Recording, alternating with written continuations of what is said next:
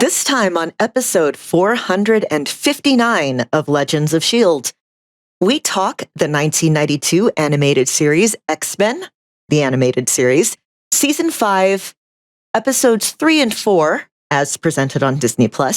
We talk weekly Marvel news, including Marvel gets first-ever nomination for an acting award.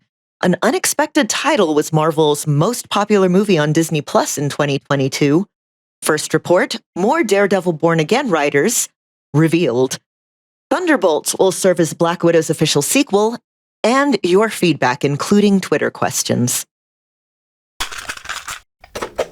I'm Josh Liston from On the Bubble podcast, an oral history of television fandom, part of the Gonna Geek network, just like the show you're checking out now. Shows on the network are individually owned, and opinions expressed may not reflect others. Find other awesome geeky shows at GonnaGeekNetwork.com. You have been granted clearance by director Alfonso Mack Mackenzie. Stand by for a S.H.I.E.L.D. debriefing.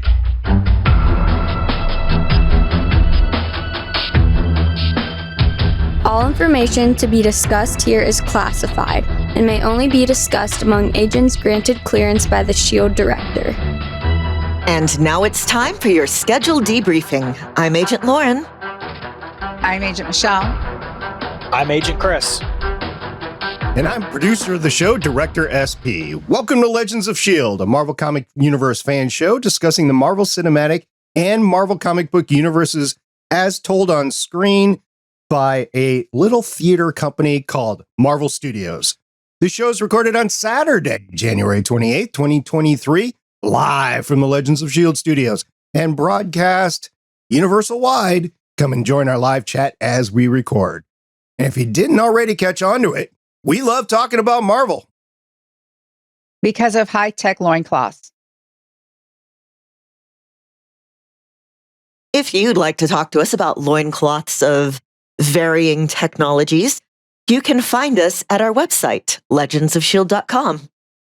If you think that you have found a place to buy some high-tech loincloths, make sure to leave us a voicemail at 844-THE-BUS-1. That's 844-843-2871. And tell us where you found them, because I want one. If Twitter still exists, you can find us there at Legends of S.H.I.E.L.D. You can, I was going to say watch us celebrating our Zardoz year with red loincloths, but it's probably for the best that you can't, on YouTube at youtube.com/GonnaGeek. If you want to join in the competition to see who can best sport their good loincloth, join us over at the Discord server, GonnaGeek.com/Discord. Competition maybe not actually happening. And remember, Legends of S.H.I.E.L.D. is a proud member of the GonnaGeek.com network. We've got a full house today. Woo! Welcome back, Lauren. I'm glad to be back. As you can see, I am out of the closet. Quite literally. Yeah, that's your new digs, right? Yes. So, yeah, this is... Hopefully I won't have to move again for a very, very, very, very long time because, oh my God, I hate moving. And we're all coming over for dinner tonight, right? Oh, yeah, we have plenty of leftover chicken shawarma. Chicken shawarma. I actually made chicken shawarma earlier this week. I was going to say, turned out very well. Find a chicken shawarma place where you live now? My spouse really likes chicken shawarma, but we haven't found anywhere that Scott likes it. So I was like, well, let me try this recipe then. And it turned out really, really well. Yeah. Well, you have to share the recipe because we all want to join in now. Yeah, I can find it in just a second. All right. Well, we have been talking X-Men, the animated series, in the off weeks where there's no Disney Plus or no movies out there. And we're coming up on some, but we still have some off weeks. So we're going to be talking X-Men, the animated series. And I got to ask you, Lauren, have you been keeping up with your homework? Because Chris gave you some homework.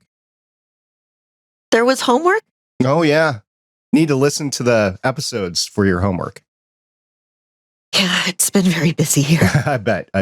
I have just finished up my most recent audiobook, and that was a mad scramble of trying to record all in the same space before I had to tear everything down and move, and then editing once I'd set up my computer in here. So yes, it's been a few weeks. Well, we're excited to have you back. And you can have an extension on the homework. Okay, then. I will check it out. All right. Well, in the meantime, we're going to talk some X-Men, the animated series, season 5, coming up on the end of the series. We're going to start that right now. Do, do, do, do, do, do, do. Previously on Legends of S.H.I.E.L.D. Everything was solved by science. Oh, my soul died a little bit. Basically, resistance is futile, prepared to be assimilated. I'm just like, they're the Borg? So I blame this all on Star-Lord. And his portrayal here is everything that's wrong with children's television. We're not going to go back to it. IT smells them, as Wolverine is apt to do. The sharpest claws in the universe, but not the sharpest brain. So you could have actually named them Scott and Jean. Oh, dear God. All right. So we've got... She's going for it right now. All right, Dribbles. There you go. On the podcast, she's dribbling. There you go. Michelle is now Dribbles. If we're going to survive, I, Mr. Sinister, have to talk to Charles Xavier and get his help. But your son's in trouble. Oh, my son. Yes. Quicksilver. Yeah. Yeah. Should go help him. And that previously on, brought to you by Chris. Thank you very much for that phenomenal work this morning. Something just bounced right into my head like it was dribbling along the floor. Words cannot express how much I love those previously ons, by the way. Now we got to change all the show docs in the future to go with Agent Dribbles. I suppose we do. All right. It was always Fumbles. All right, Dribbles and Fumbles. Chris, we got to work on it. We'll get something. I'm sure Okay. it'll take me about 10 minutes to do something stupid. Way less than that, probably about 45 seconds. So let's talk X-Men, the animated series. X-Men, the animated series, season 5, episodes 3 and 4 premiered on Fox Kids in November of 1996. We're running the first 2 episodes of a series right now. Stormfront Part 1, which is now the 3rd episode of the 5th season, aired on Saturday, November 2nd, 1996. And Stormfront Part 2 aired on Saturday, November 9th, 1996. Michelle, what happened during these episodes? Stormfront Part 1. The alien Archon comes to Earth and begs Storm to return with him to his planet to save it from meteorological chaos which threatens his people. Stormfront Part 2. Spectacular preparations for Storm's weddings to Archon proceed quickly.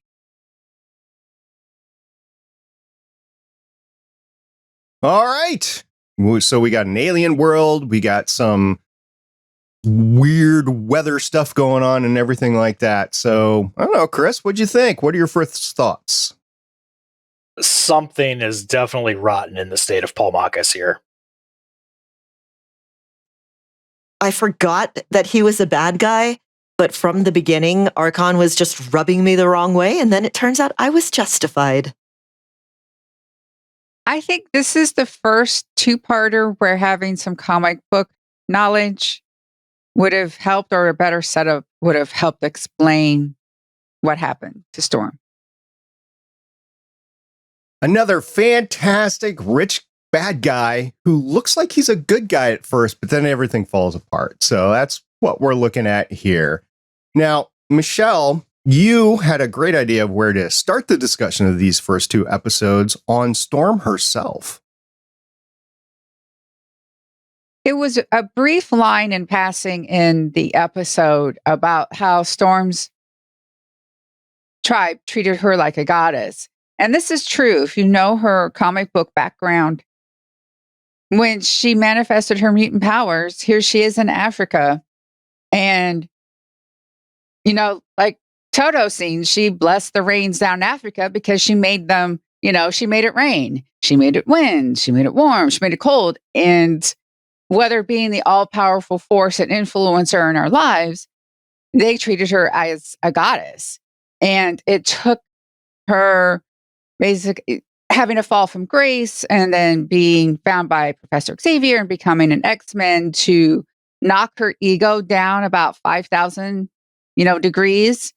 But Archon just comes along and just says all the right words and just flicks on that goddess switch. And she's right back at it. It's something I've seen a lot more in athletic type situations where like you have a kid who has always been the best. And then all of a sudden, they get to college and they're playing with other people who have always been the best. And it's really hard to get out of that mindset of everybody worshiping you, letting you get away with whatever you want. And then all of a sudden you can't do whatever you want to do anymore. So when the situation comes around again where you are treated as the best thing to ever grace the face of the earth, it's really hard to not fall back into those old tendencies of assuming that everybody loves you and they're going to let you do whatever you want. So Storm is the Johnny Manziel of the X-Men? I was going to think more Jadeveon Clowney, but that's because I know personally for a 1,000% fact that he never went to class in high school. Gotta love it. I was just thinking in terms of Storm that she wouldn't think after she was taken that he just kidnapped her basically instead of asking for help. I mean, if somebody's not asking for help, there's always a reason behind it. And you have to delve into that reason other than just going blindly with whatever they say, right? Get those third-party verifications.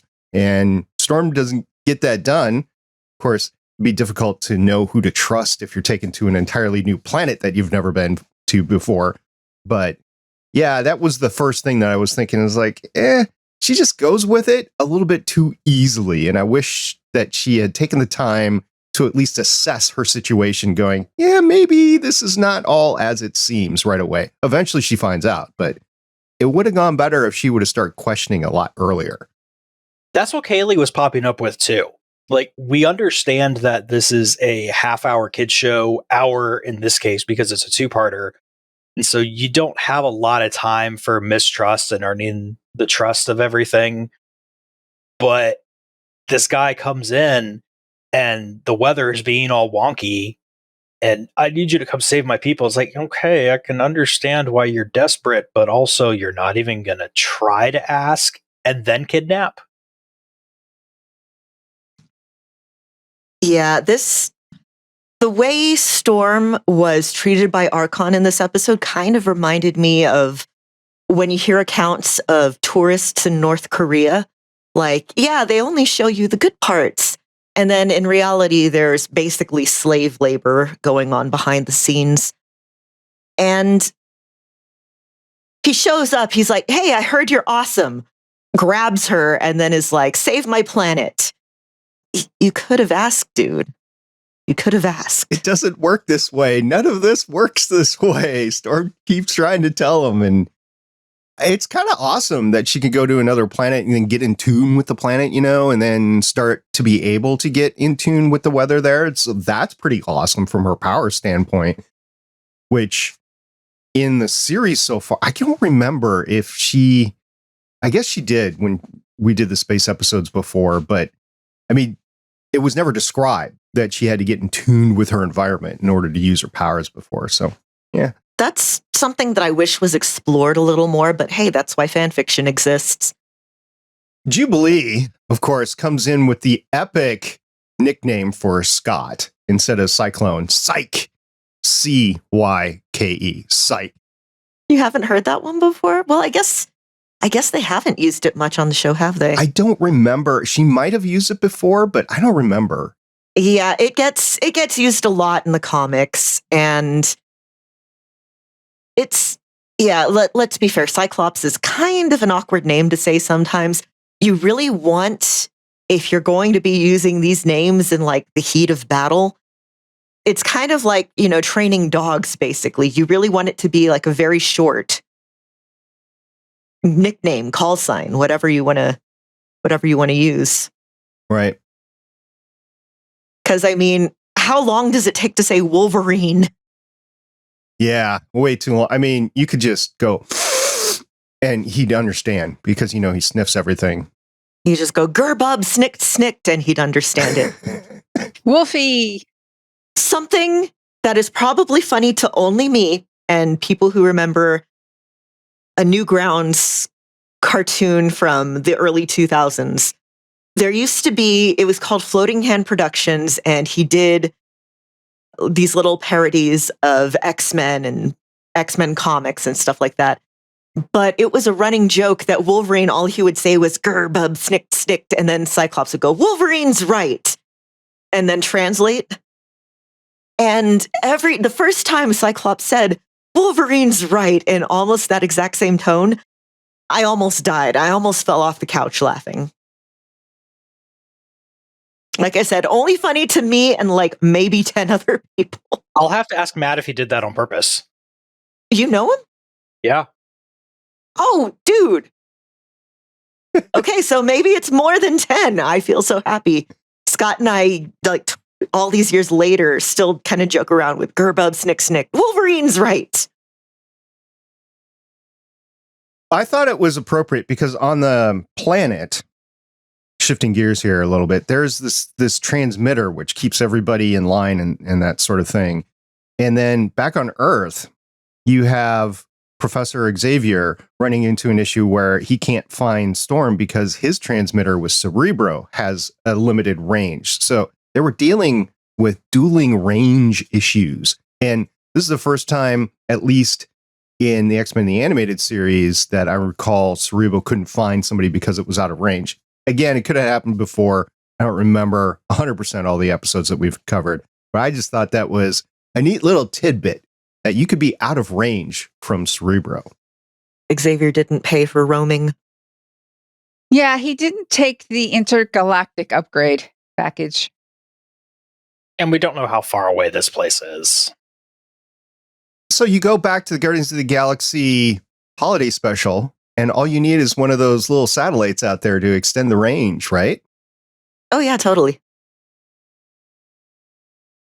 And then also, when they were trying to figure out what was going on with it, they're taking that little glowy golf ball that exploded, right? And they were in the lab. Logan just gets frustrated and just swipes at it. Like, totally not scientific whatsoever, Destructo Boy. It just makes me think, if I'm ever doing science, I got to make sure that I give Wolfie a bone to go play out in the yard or something like that. Get him away from the lab. They wouldn't have solved it without him, though. I was thinking, it's like Michelle said in the previously on, sharpest claws, not sharpest brain. But look at everybody else. Beast and Cyclops. Let's be super gentle with this thing. Let's not do anything with it. Let's make sure we don't hurt it. And all it needed to do was get smashed on the ground. They never would have solved it without Wolverine getting frustrated.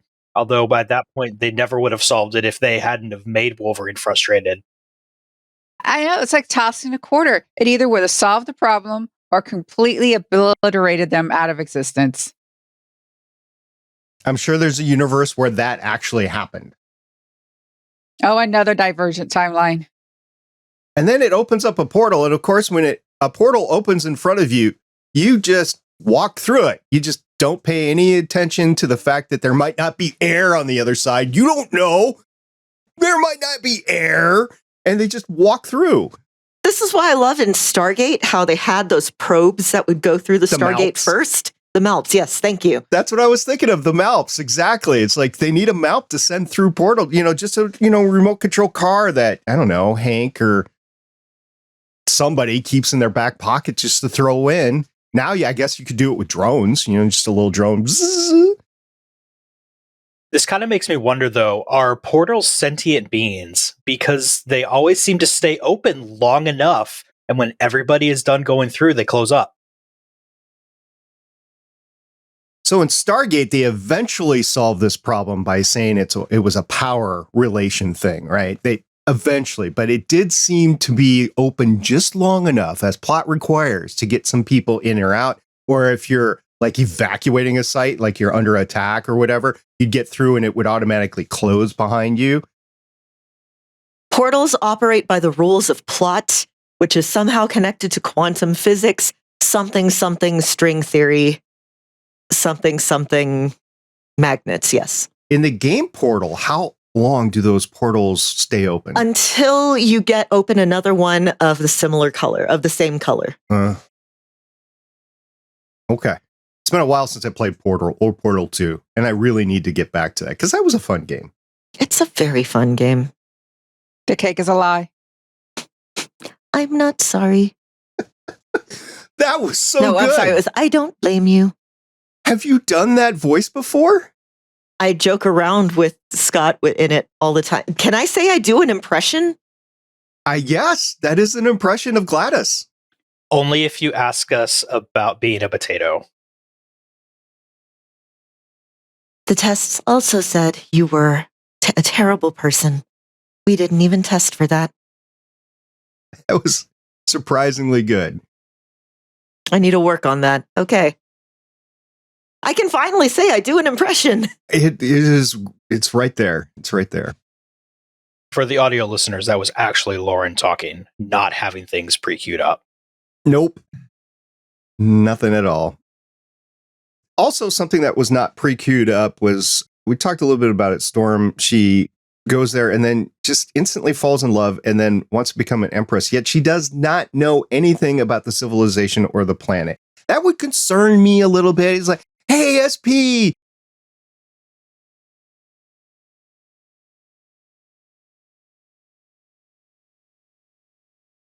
He's such an absolute F-boy. Well, at least you have you've managed people.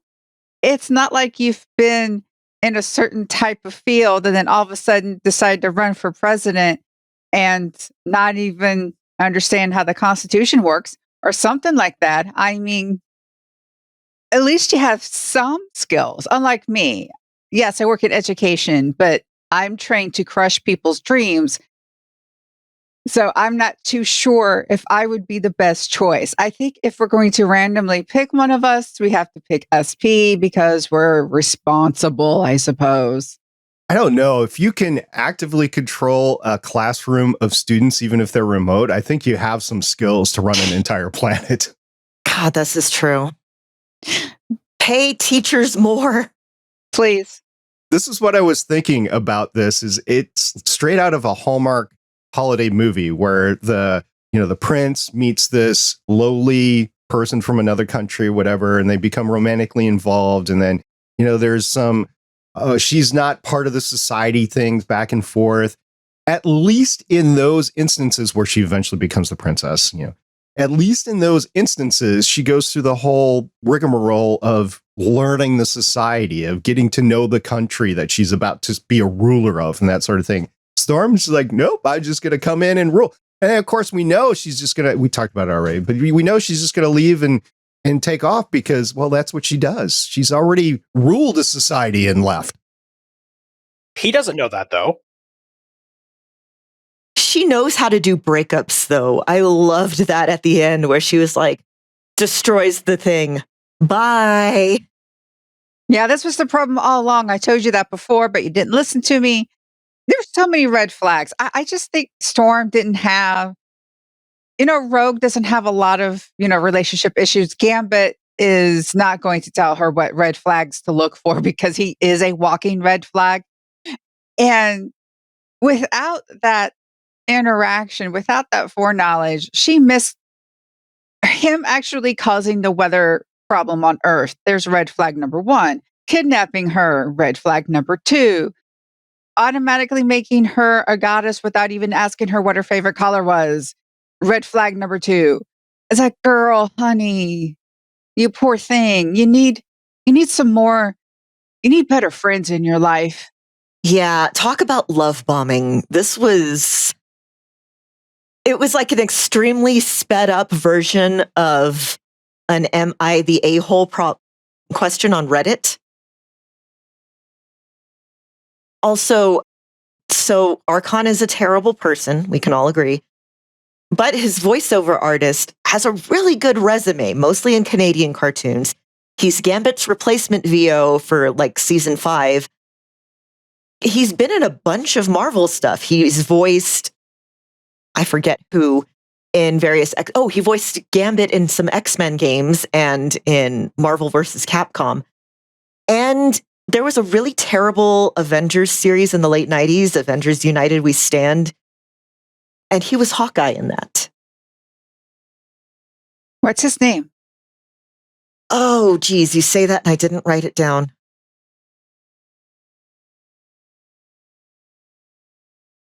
You mentioned before about the weather issue, right? And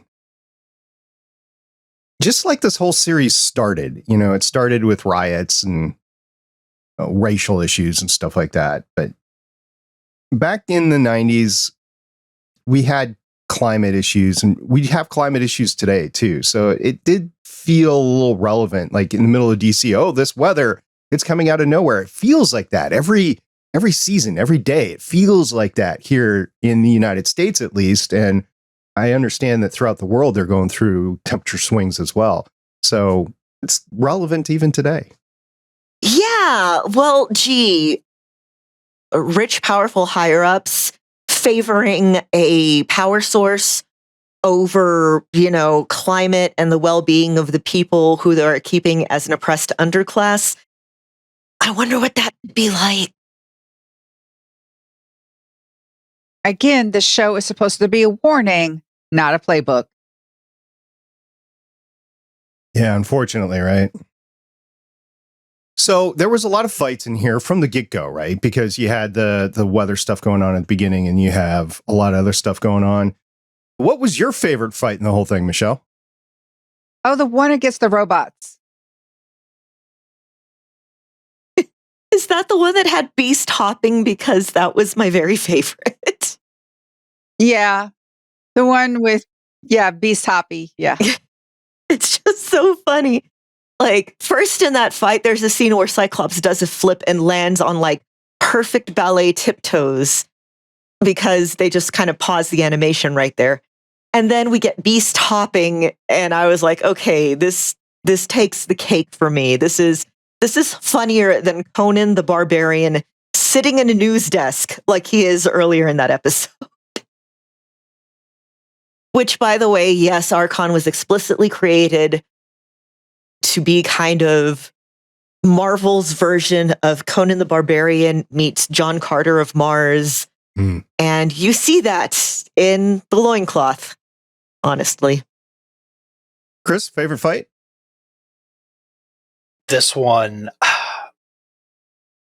it's really hard to go against the robot fights. Just seeing Wolverine getting to go be Wolverine and attack people and stuff. I love it, especially like, punched you right through the heart. Bub. That's like his stomach plug right there.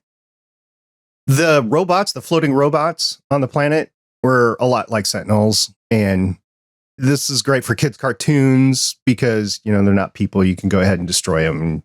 They kept reminding me of Herbie from Fantastic Four on like steroids and a lot of brainwashing. I know they weren't like really sentient, but they just, for some reason, the design reminded me.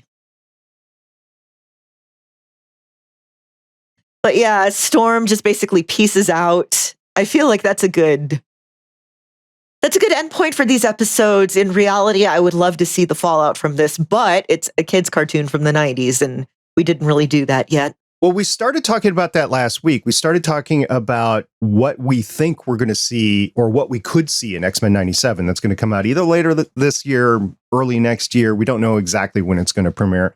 But do you think we're going to see any of this? I don't think so. But what do you think? I don't think so. Let's talk about this fallout for a second, because Storm is really portrayed here, and they're trying to push the idea that she's the hero because she destroyed the crazy power source that kept all the aliens from the other planet enslaved. And I don't think Storm is really the hero, though. because she goes in. She realizes that this giant crystal is what's messing up the weather. She doesn't destroy it because she's still brainwashed by Archon. And he says, you can't destroy that. We need it for everything. So she doesn't do it. She never really realizes, though, what exactly that thing is doing. She realizes that the entire population is enslaved, but when she goes to leave, it's just, hey, you're being a jerk. I'm going to leave. I'm going to destroy this thing that you earlier told me I wasn't allowed to destroy, and I'm just going to leave. And she leaves everybody there still enslaved by their oppressors, and she doesn't even do anything to try to save them with it. She just destroys the crystal and gets out. And she calls herself a hero, but she doesn't even try to help the people. It's the second time she had the same thing with the Morlocks. Really? Yeah. Yeah, with the Morlocks, she's just like, I rule you. Okay, now I'm going to give this stuff to, Calypso, and I'm not going to leave you my number or some money. So, like, whatever. Peace out. At least with them, it wasn't a super explicit slavery situation. It's almost like, I don't know if you watched Game of Thrones, but with Daenerys going into that one city and she tells the slaves to chop off the heads of their masters and all that type of stuff. And they do. And then it's that whole white savior complex nonsense. But she goes in there and all of a sudden, I'm queen, but I don't know what to do. So I'm just going to scream for my dragons or something. And then just do whatever. She has no clue. That's what that reminds me of. Yeah, Storm in this episode was more of a victim to me. Like, again, she speed run. What is the proper past tense of that? She did a speed run through a terrible relationship where she was, blocked out of a lot of relevant information.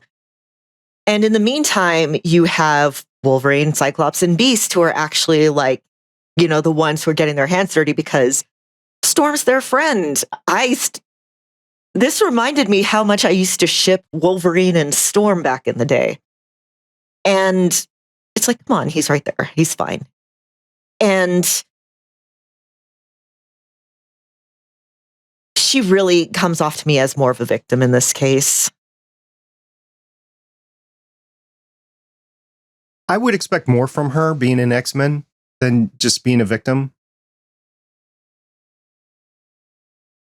At least she gets her power back in the end and destroys the civilization on the way out. I mean, we all talk about Left Eye from TLC setting her boyfriend's house on fire, but come on, Storm literally destroying his civilization on the way out was just waiting to exhale times 100. It was just very good. Those poor people. At least there's a society nearby within short space travel. At least. Well, are there, though? Did they get destroyed? Because the ships went out, right? They went out on a collection mission. You got to leave the other planet there so they can make more future workers for you. Right. And obviously they couldn't defend themselves. So I guess 2 civilizations got ruined out of this. I think this is the start of the weakness season 5 is, because the art quality is not as great and the writing's not as tight. I think if they had more time on season 5, this would have been better written. I think this would have been an interesting space season, dealing in more depth with this and eventually Shi'ar stuff. I'm talking about extending this idea. Space season. Yeah, it was one of the more ambitious concepts, but on I don't know, half the budget, something like that. I want to say, I think this is the season that Larry Houston left. He wasn't there for the final season, I think. I know believe somebody so. left, and I think it was him. And if it was him, that as a production guy, that was a sore loss right there. Well, we have 6 more episodes. We're going to take them 2 at a time. So we got 3 more Legends of S.H.I.E.L.D. episodes talking about X-Men, the animated series. And then that's it. That's all 5 seasons. And I'm glad we had a chance to watch them. In the meantime, these 2 episodes, what do you think, Chris? Final thoughts? I think if you are watching this and you cannot see a big parallel to our current cultural situations in a lot of ways, then you're just actively trying not to see those kind of things. Because this came out in the 90s. Today is happening today. I don't want to admit how many years later, and history might not repeat itself, but it sure is rhyming really hard.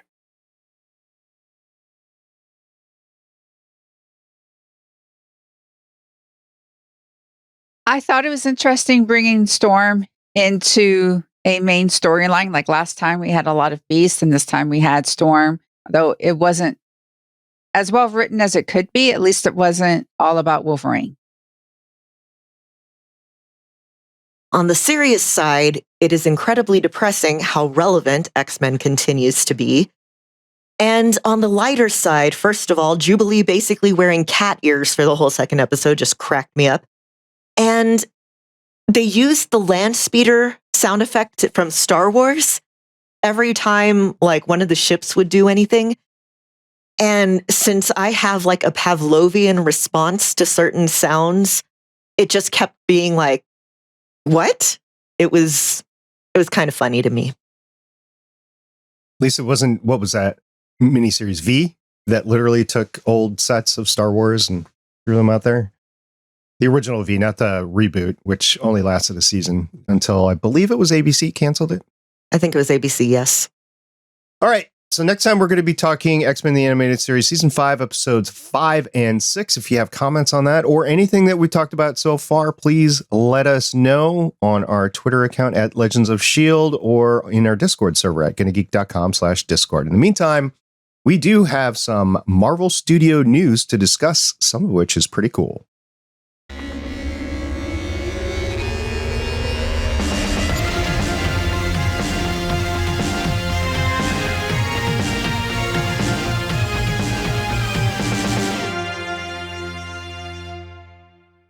Marvel Studios has secured its first ever Oscar nomination for an actor, with Black Panther Wakanda Forever's Angela Bassett nominated for Best Supporting Actress. This is a big deal for the Marvel film and shows just how much has changed in the eyes of the Academy that an actor's performance in a comic book movie is worthy enough to be nominated.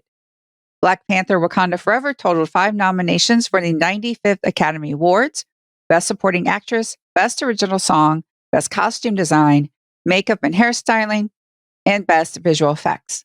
Along with her Oscar nomination, Angela Bassett also won Best Supporting Actress at the Golden Globes, was nominated for a BAFTA Award for Best Supporting Actress, was also nominated for a Directors Guild of America Award for her directorial debut of the Whitney Houston biopic Whitney, and directed episodes in the popular horror anthology series American Horror Story.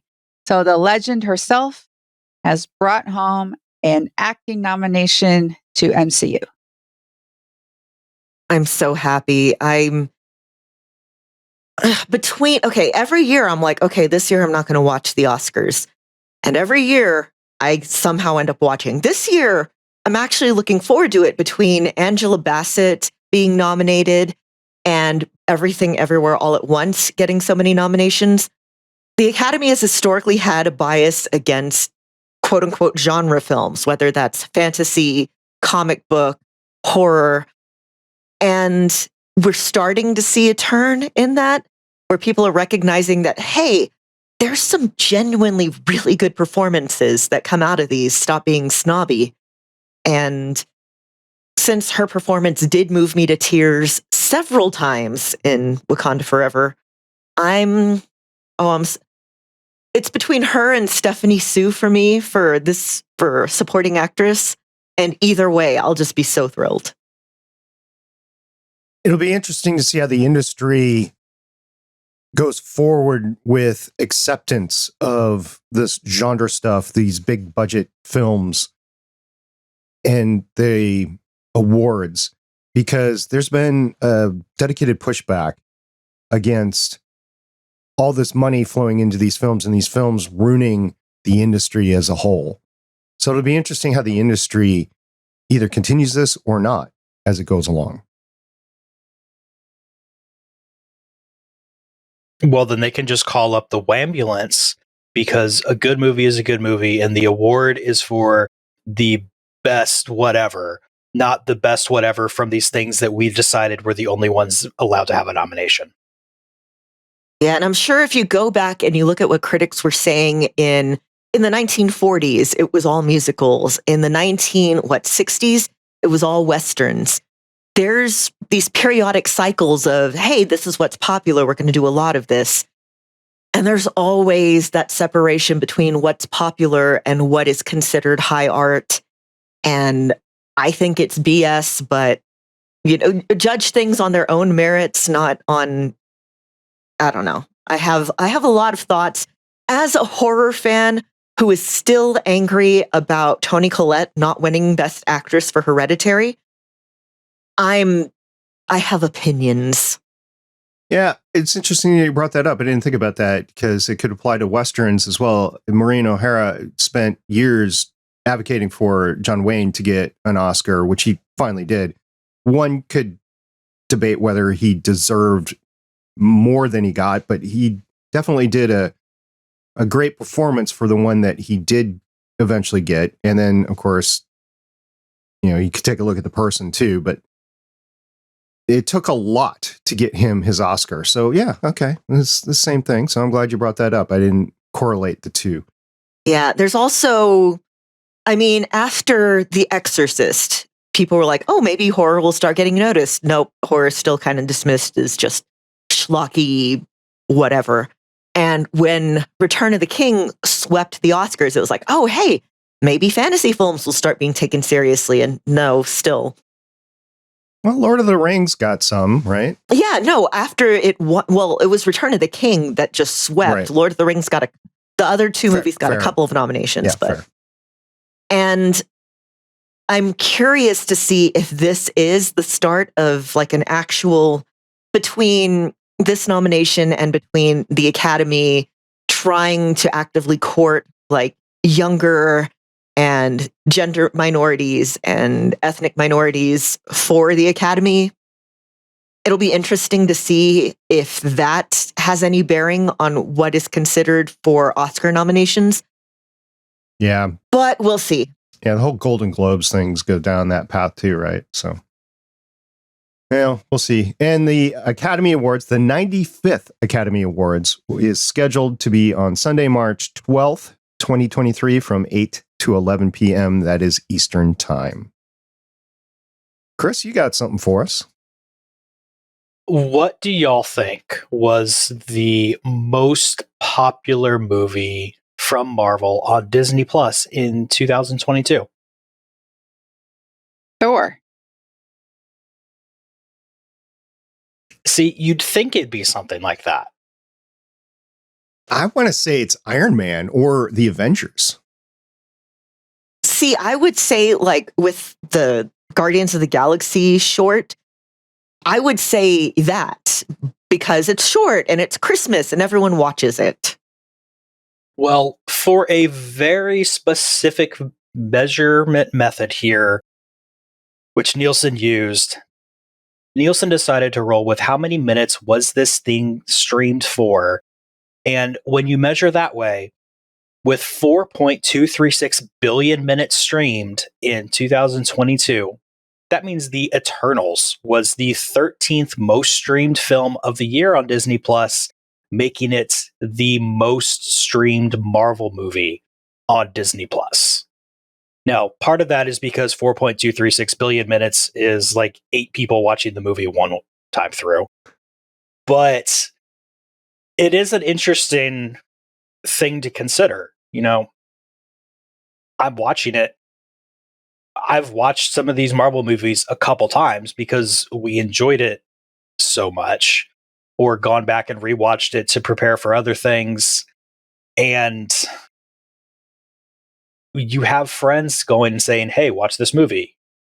hey, watch this movie. I'm really interested in seeing how much of that Eternals was right there in the first few days and the drop off after that. But I mean, the fact that it was number one, there's something going right there, despite what the internet has been saying about it. It kind of doesn't surprise me because since it was kind of like an unknown quality, I can see the people who are like, I don't want to spend however much money at a theater, or I don't want to risk going to a theater, or I have like 5 kids, tickets are so expensive. I can see people who are like curious about it tuning in on Disney Plus when they don't have to leave their house. That said, I am pretty surprised. Yeah. I wonder how many people started the movie and then fell asleep. And so while those minutes were streamed, they weren't watched. I was going to say I disagree with this measurement standard because you could have something like Zack Snyder's supercut of the Justice League and it's 4 hours, right? So if the same amount of people watch that as another movie, the extended cut of Justice League, which was on HBO, I think that came out in 2020 or 2021. I forget the exact date that it came out. It would have been the biggest watched movie just because it was 4 hours. And all those Snyder's fans out there had watched it over and over and over again. It would have been a big one there. So I disagree with it because the longer the movie is, as long as you have the same amount of people watching it, you're going to win this competition. And maybe from the streaming standpoint, that's what matters, right? They don't care if you fall asleep as long as you continue to watch and then watch again the next night to fall asleep and then watch again for the next night. They just want to make sure you come back and use their service. So maybe from a streaming perspective, it's okay. But to say it's like the best streaming movie out there, I disagree with using the measurement to say that. Now, that's not what you said. You said most watch, Chris. I get it. So, okay. But I still disagree with the amount of minutes. Oh, yeah. Like the measurement method here is crazy. Like I have to think that somebody went in there and found a way to make Eternals look a lot better with this. You can take statistics and make them prove anything if you frame it the right way. And this is losing to things like, I say losing, but it's having fewer streaming minutes than things than Encanto and Turning Red and Moana and Hocus Pocus 2, Frozen, which has been out for a while, Coco, which I don't think was 2022. So like it's having less stream time than those things, and a lot of those being quote unquote kids movies, even though I loved them. You know, you're going to have the kids who, hey, let's watch this movie again and again and again and again and again. And so, you know, they watch it every day. That's one time of somebody watching the Eternals. But yeah, they had to have gone in there and cherry picked this one. But also kudos to them for finding a way to cherry pick this one. Well, Nielsen is struggling to remain relevant. So, did any of y'all ever get the Nielsen, you know, back in the day when they would mail you booklets and you would have to fill them out and send them back in? My family got that once. Yeah. I don't think we did anything with it. I remember doing it religiously the one time. This is before like genre shows were big, really. It was like early 90s or something like that. And I remember filling it out, trying to pick every single like Star Trek, the original series rerun that was in there. Just, you know, trying to say, hey, look, I like these sorts of shows. And the second time I got around, I was like, whatever. It's not going to change anything. Yeah, we got it once in about, 1998, 1999. And I was also doing the like X-Men Evolution and all of the, the genre stuff that I watched.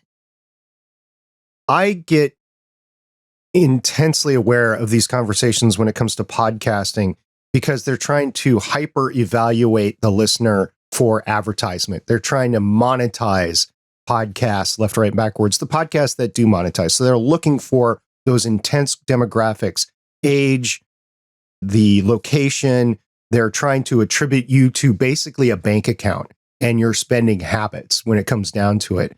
And it is really comical to me, the amount, because when you go into podcast statistics and you're trying to sell ads, which I do not do, but I'm aware of those conversations because I'm aware of the podcasting space. I laugh at those conversations because basically they want to take your privacy away and they want to take every single little tidbit of you away so that they can then go to a revenue generator and say, look, we can monetize this person X amount. So we need all this data. And the data that you get from the podcast analytics that is in the IAB certifications, it's not all that much. But it's funny when you get into the industry because they take that data and then they associate it with other data, which they're not supposed to do, especially with GPR. And then there's a California data standard as well. But they do it anyway.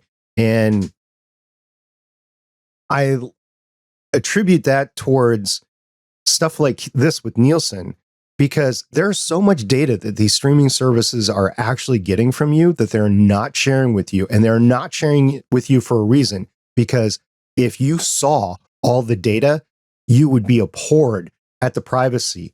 My daughter's dating somebody who's going to go work for one of these companies. And I didn't even know this company existed, but I went to their website. And in the example, they basically said, okay, you're in a store. This is where you are in the store. This is where you routinely walk in the store to pick up your products, because they know where the products are placed, so that when you check out, you buy it, they say, okay, this is where you are in the store. And this is where we need to put our maximum value products, because this is where you're going to pick them up from.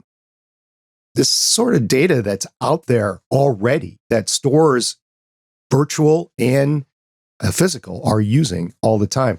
So when we talk Nielsen here, yeah, they're saying these neat little things, but they are delving so much more into this, or they're getting the data from the streaming services themselves. So I don't know. It's a whole different conversation, but yeah, this is why I can't take people who are like, vaccines put microchips in you seriously. Like, my dude, you have TikTok on your phone. Come on. Fair enough. All right, Lauren, what do we got? So, Daredevil, Born Again, will be coming to Disney Plus at some point. And more writers for the show have been revealed. And I'm very excited about some of these. First of all, we have David Feige. I'm not sure if there's any relation to Kevin Feige, who has a ton of real life experience as a lawyer. So maybe the next time Anthony comes on talking about a Disney Plus Marvel law show, there will be less screaming. And he also writes for a bunch of law shows on TV. We have Thomas Wong, who has an expertise in a number of issues, including race and ethnic issues, food and wine, sexuality and gender, and again, the legal system and courtroom processes. Jill Blankenship is a veteran superhero writer who was the showrunner and co-creator of Naomi, which was a vastly underrated show. And it was about a teenage superhero fan who discovers she has powers herself. She also wrote for Arrow and The Last Ship, SP. I'm sure you're very happy about that. Zach Ryder, Reiter, not writer as in the profession, although he will be a writer on this, has Law and Order, Organized Crime, and CSI New York under his belt. Again, more law shows. Grania Godfrey wrote for Arrow, The Flash, and 20 episodes of DC's Legend of Tomorrow, which I need to finish, and even co-show-ran that show. Devin Kliger, Kliger, Kliger, is a former development executive turned screenwriter. Don't know much else about. Aisha Porter Christie is also on the team as a consulting producer. She has written for Orphan Black, which I'm happy about, Shadowhunters, Briar Patch, and the upcoming The Boys spinoff Gen V. And Chris Ord and Matthew Corman are helming the show. They are best known for the US show Covert Affairs and have been kind of quiet about the direction of Daredevil Born Again. So we'll see if we hear anything from them in upcoming weeks, months, whatever timeline they're looking at. the first thing that jumps out at me at this was something that we talked about in She-Hulk, where they weren't really doing the law stuff correctly, right? And so having lawyers in the writer's room then brings a sense of reality to it. I mean, we often thought that the courtroom scenes in She-Hulk weren't really up to snuff, up to par. So I can't help but think that the results of She-Hulk got into the writer's room and they wanted to hire people that had experience there. The Jill Blankenship and Grant Godfrey hires for this are interesting to me because if I had to equate two series that were very similar, at least in season 1, season 2, I would go Daredevil and Arrow. Very similar in the fights and tone. And I'm glad they're bringing forth writers with that experience into Daredevil so that you get that same sort of feel. You're going to get some changes. You're not going to get the Netflix dirty, gritty stuff with the new Daredevil continuation on Disney Plus. But if anybody could bring forward what you could do in a PG-13 environment, I would think it would be writers that had the experience on the CW with Arrow in season 1 and season 2. So I'm glad that they're doing that. And then, of course, I'm glad for all the rest of the diversity on board as well. Of course, we won't know how this all pulls off until we actually see it. It is going to be a longer season. We're talking over 20 episodes, I believe. No, 18. 18 episodes. So around 20 episodes. This is by far like almost double any other series that we've seen on Disney Plus for Marvel or Star Wars, really. This will be interesting to see how they pull this off. I'm all for CSI Daredevil attorney, CSI Daredevil avocado at law, something. I'm still really hoping that tone-wise it's a bit more the Daredevil Man Without Fear run of Daredevil, where he's a little more joyful. Like the portrayal that we got in She-Hulk was a lot more in that vein. And it's not that I don't like serious Daredevil, because God knows I loved that show. It's just the tone of the MCU is generally a little lighter these days. And we've gone through the loss thing over phase 4. Yeah, phase 4 was all about loss. And hopefully, this, now we're going into the recovery and acceptance phases.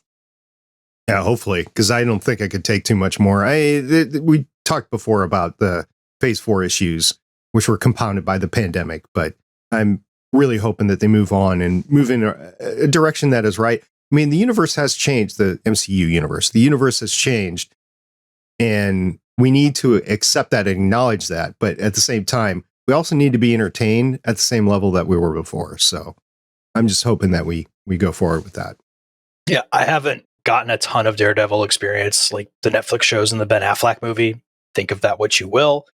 But just for my friend Reed, who is super into the Chip Zdarsky run, I'm going to say I hope it's like that.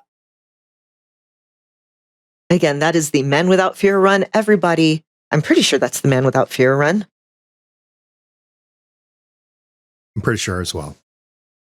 So then the last news story that we're going to cover this week is about the Thunderbolts, and it's basically been deemed the official Black Widow sequel.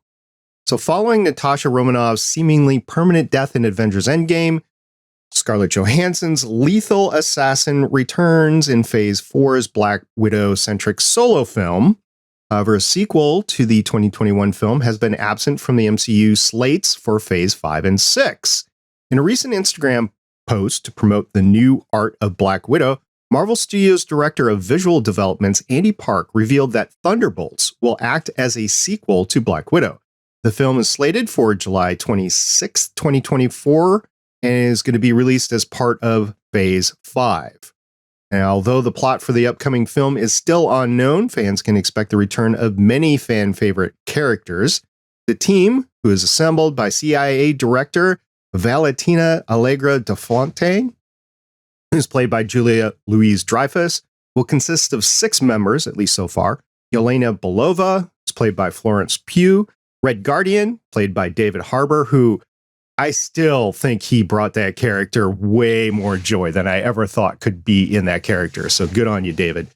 John Walker, U.S. Agent by Wyatt Russell. Taskmaster, played by Olga Kurylenko. Is that how you say it? Kurylenko.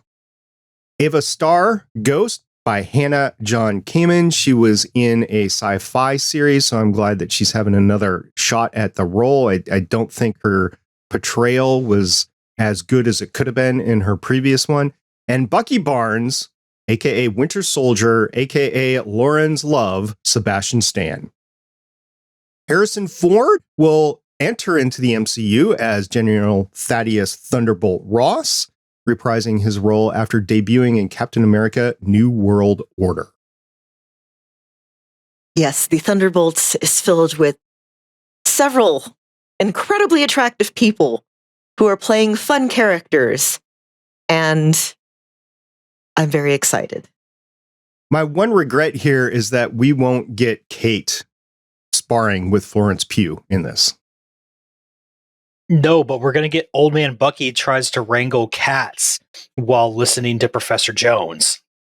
I am really looking forward to that. Now I want to rewatch Falcon and Winter Soldier. I don't have the time, but I want to now. I know, there's so much. Just the interplay between Anthony Mackie and Sebastian Stan. I love them. We've got the new series of The Bad Batch out there right now. Picard season 3 is coming out soon. And I haven't finished season 2, so I've been trying to power through that. So much stuff online and streaming services to watch, and I just don't have time. So here's hoping 2023 brings me more time to catch up on stuff. All right, that's it for the news. We do have some brief feedback from you, our audience, to go over.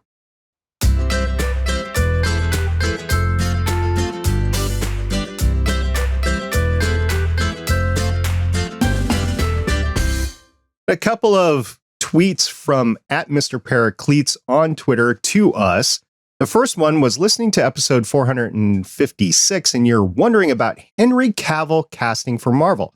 I've always said, make him Gladiator. Imagine him in a massive mohawk with the Shi'ar beating the brakes off anyone. You want to know the best part about that? What's that?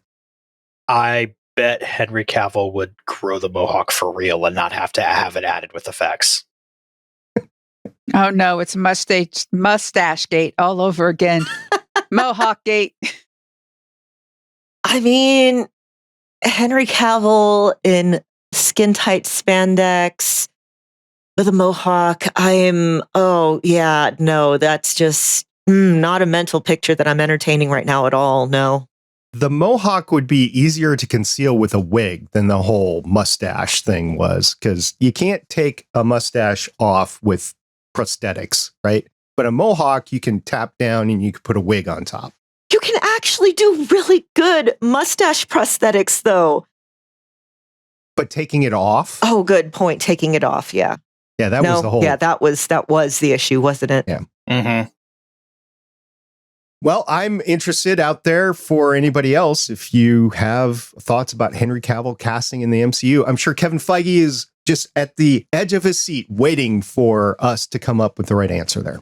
Henry Cavill as Archon.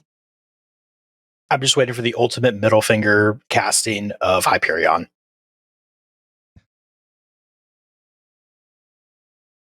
Mr. Pericletes also tweeted, he said, are any of you guys watching Loki? Because it's a good time and on a hope that something will be relevant or explained in Quantumania as well. You know, Ant-Man Quantumania is coming out soon.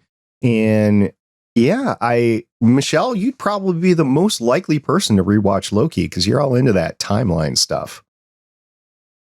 Yeah, I probably will. Especially paying attention more to the Kang stuff. Because Kang, it's going to be all about Kang in phase, what is this? 5? Yeah. 5. Okay. Shell has trouble keeping up with the phase numbers.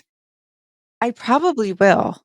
Kang, I believe, is going to be the chief antagonist in 5 and 6. I mean, Kang's a big character. And then I think I could be mistaken, but I think we're dealing with another universe Kang in Ant-Man, but I could be mistaken. Because there's multiple ones, right? He said in this universe, right? Yes. So we'll see. But there might be stuff that's directly applicable. I don't know. Loki season 2, I guess, might have something with it as well. So I don't know. We'll see. All right. Thank you very much. There's some conversation on Discord as well. And we see stories all the time. We'll dump them in there. So if you have a thought on stories of the week, please let us know. Now, Michelle and Lauren, you guys want to do a team up right now. Yeah. We want to go and blow up our statues on the way out. Bye.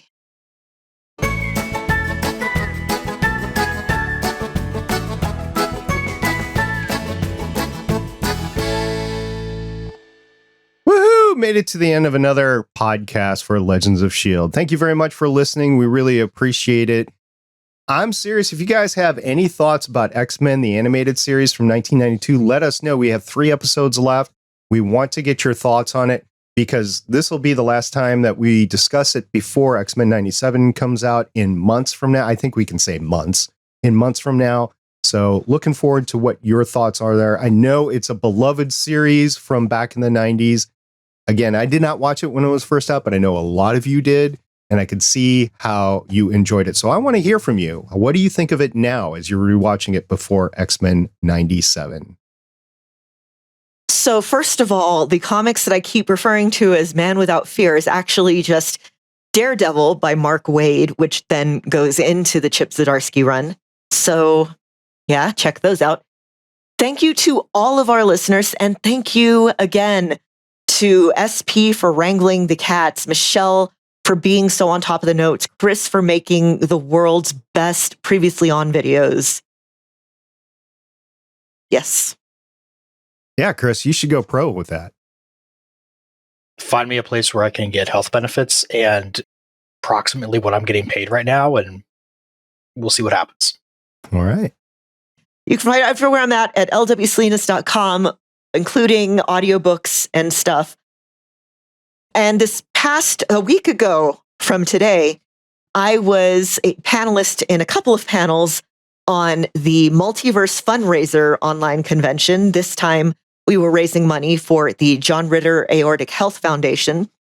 You can find all of the panels, including some amazing, amazing guests like Amy Yazbek, Victor Garber, Cress Williams, William Catt, just so many awesome people. You can find all of those, the whole panel day, at youtube.com/@backofthecerealbox.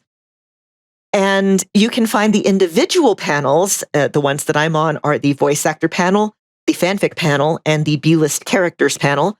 And that would be on youtube.com/@Phoenix Sisters. And you can find me yelling about wrestling mostly on Twitter @SithWitch13. Thank you, everyone who listens to us, watches us. We know how much content is out there, and the fact that you spend any time with us is appreciated. When it comes to social media, right now I'm wrapped in a blanket tucked under a rock phase. I am on Twitter @Shell_game, but I've been quiet lately because of life. Anybody who decides to listen to our show is just a new friend waiting to happen, and we would love to hear from you. If you want to hear more from me, though, you can also head on over to playcomics.com, where you can hear me talk to Lauren about a horrible X-Men Game Gear game. In the future, I know you can hear me talking to SP about things and Michelle about things. And as we're recording this, the next episode, you can hear me talking to fellow Gunny Geek member Anthony Sitko about some really slow-moving animals and shells. I forgot one thing. Speaking of other people on Gunny Geek, I have a cameo on the most recent Capes on the Couch. Capes on the Couch. I'm sorry, I am still in the process of drinking caffeine. I was in the most recent Capes on the Couch as Jessica Cruz during their outro, their little post-discussion skit. And Anthony, thank you for continuing to let me on there. The episode definitely did not make my eyes leak on the drive home. Mm-hmm. It's not a skit. It's an actual therapy session. I'm sorry. What am I saying? Anyway, I had a lot of fun recording it. Yeah, it's always fun to hear you on Capes on the Couch. And talking about Gonna Geek, there is another show talking about comics on the network. It's called Smoking and Drinking in Capes. And the most recent episode, they go down Ant-Man and the Wasp. So you can hear all about that at gonnageek.com. All right, guys, it's been a week. It's been fun. Looking forward to next week as well. Until next time, I'm Director SB. I'm Agent Lauren. I'm Agent Michelle. And I'm Agent Chris. See everybody next time. Don't go golfing with exploding golf balls. Bye. Bye. Bye. Bye. Thank you for listening.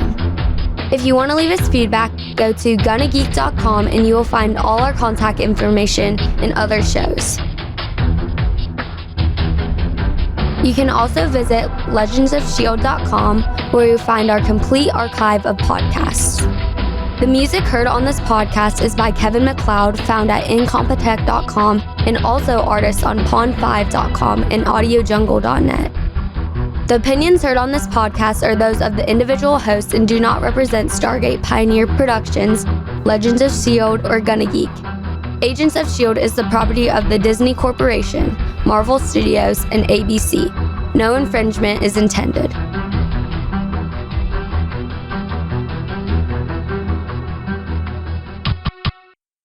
Legends of S.H.I.E.L.D. is copyright 2013 through 2023.